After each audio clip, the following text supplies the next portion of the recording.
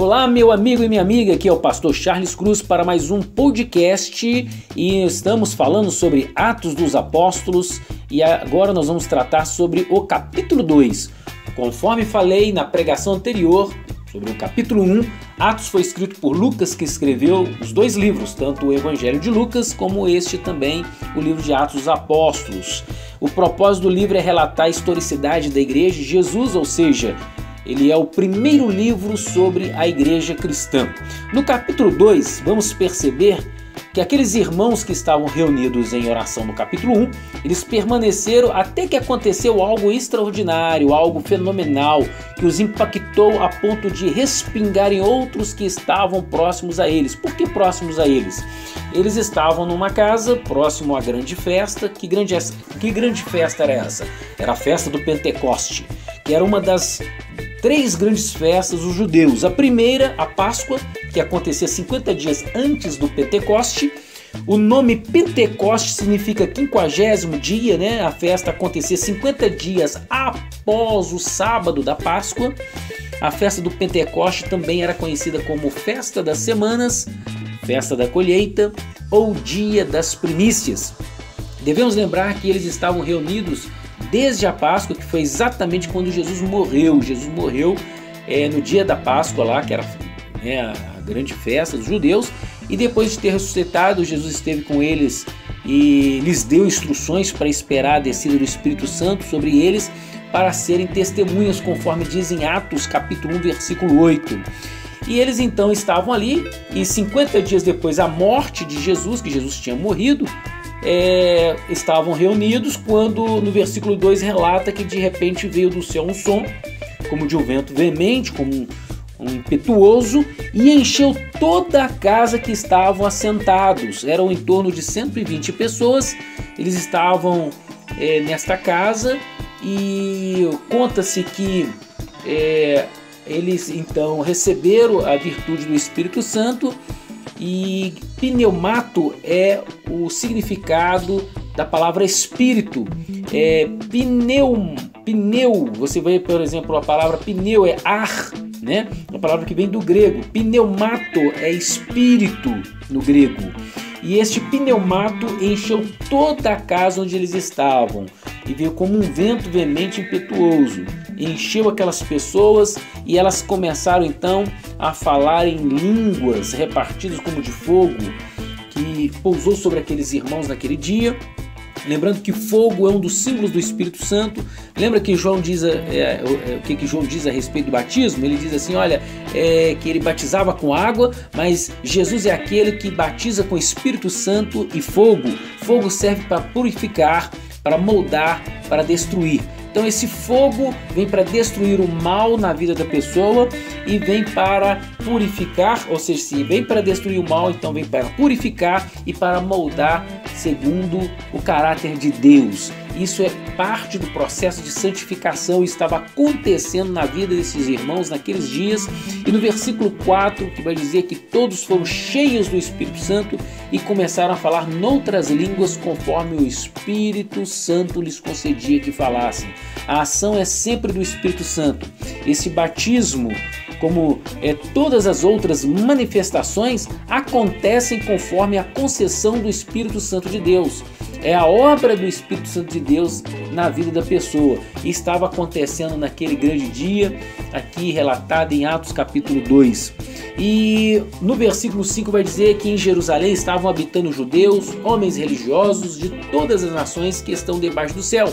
Como era a festa do Pentecoste, vinham pessoas de várias nacionalidades, de várias nações, tanto judeus que moravam em outras nações, como também os prosélitos. Quem eram os prosélitos? Eram pessoas de outras etnias que agora se convertiam ao judaísmo e então faziam essa peregrinação, iam até Israel para participar lá em Jerusalém da festa de Pentecostes. Então estavam reunidas muitas pessoas e assim como a ressurreição de Cristo é incontestável, também foi este acontecimento. Naquele dia haviam muitas pessoas, inclusive de outras partes, que puderam testemunhar o que estava acontecendo na vida daqueles 120 irmãos que estavam reunidos naquela casa próximo à festa. No versículo 6 vai dizer que quando aquele som ocorreu, ajuntou-se uma multidão e estava confusa, porque cada um os ouvia falar na sua própria língua. Por que eles estavam confusos? Eu vou te explicar. Eles eram galileus. E Israel, ela é separada por 3 regiões, que é a Galileia, Samaria e a Judéia. Jerusalém está lá na Judéia. Esse povo estava em Jerusalém. Mas nesta casa eram 120 pessoas galileias. Por que eles ficaram assim confusos? Essas pessoas ficaram confusas porque os galileus eram pessoas simples, que não tinham muita instrução. E agora eles estavam ouvindo estes galileus falando nas suas próprias línguas. E isso deixou esse pessoal confuso. Aí eles ficaram confusos. No versículo 7 vai dizer que todos pasmavam e se maravilhavam, dizendo uns aos outros: pois que não são galileus todos esses homens que estão falando? Como pois os ouvimos, cada um na nossa própria língua em que somos nascidos? Pardos e medos, elamitas e os que habitam na Mesopotâmia, Judéia e Capadócia, Ponto e Ásia, ou seja, pessoas de vários lugares estavam ali ouvindo falar a sua própria língua. Eles ficaram maravilhados, assustados, confusos. Essas pessoas ficaram confusas. Alguns deles então chegaram até de zombar. Lá no versículo 12 e 13, todos se maravilhavam, estavam suspensos, dizendo uns para os outros: que quer dizer isto? E outros zombando diziam: estão cheios de mosto, ou seja, estavam cheios de vinho. Foi quando então apóstolo Pedro se levantou, pôs-se em pé com os 11, levantou a sua voz e começou a pregar. Começou a anunciar, começou a proclamar o evangelho de nosso Senhor Jesus Cristo, falando a respeito do que estava realmente acontecendo. Pedro, ele quando se levanta, ele vai dizer: olha, são 9 horas da manhã. Esses homens não estão bêbados a essa hora. E ele então faz um sermão. E Pedro faz um sermão expositivo. Ele começa a explicar sobre o profeta Joel, sobre os últimos dias, o que deveria acontecer, e estava então se cumprindo o que o profeta Joel já tinha anunciado a respeito de nosso Senhor e Salvador Jesus Cristo. Essa foi uma mensagem maravilhosa, que é bom a gente atentar por uma coisa muito interessante, que após a pregação de Pedro para aquela multidão, para aquelas pessoas, ele não fez um apelo. Não foi ele que fez o apelo, mas as pessoas, sim, elas fizeram o apelo. E elas então perguntaram: o que nós devemos fazer diante de uma pregação como essa? O que nós devemos fazer? Aí Pedro então diz para eles: arrependei-vos e cada um de vós seja batizado em nome de Jesus Cristo para o perdão dos pecados e recebereis o dom do Espírito Santo. Está lá no versículo 38. É algo muito interessante se atentar, sabe por quê?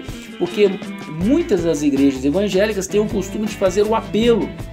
E muitas vezes apelos, eu fico pensando se realmente é uma obra do Espírito Santo ou se é uma obra do pregador. Mas aqui foi ao contrário, você vê a obra do Espírito Santo acontecendo de tal forma que após Pedro pregar, as pessoas é que se prontificaram a fazer uma mudança de vida.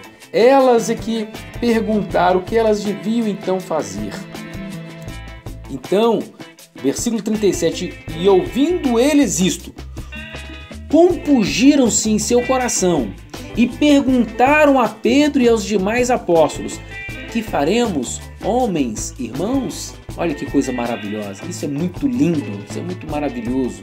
Gente, eu vou ficar por aqui porque o capítulo 2 ele merece uma exposição mais trabalhada. Vamos ficar por aqui. Eu no próximo podcast vou dar continuidade ao Atos capítulo 2. Que o Senhor te abençoe grandemente, ricamente, em nome de Jesus, e até mais.